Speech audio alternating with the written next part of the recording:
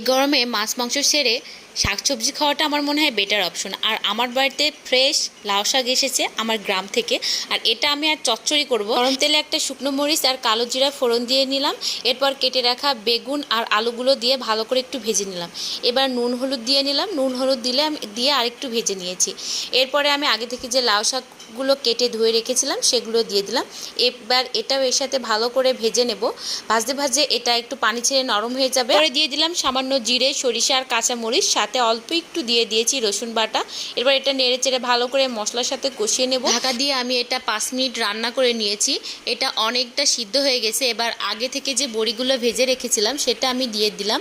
এটা বড়ি দিয়ে লাউ শাকের চচ্চড়ি, এটা খেতে বেশ দারুণ লাগে। এবার আমি পানি দিয়ে দিলাম। এটা সিদ্ধ করতে পানিটুকু লাগবে। আর এটা খুব বেশি ঝোল হবে না, যেহেতু এটা চচ্চড়ি তাই একটু মাখো মাখো টাইপের হবে। এবার আমার চচ্চড়ি রেডি। এটা খেতে কিন্তু দারুণ ছিল।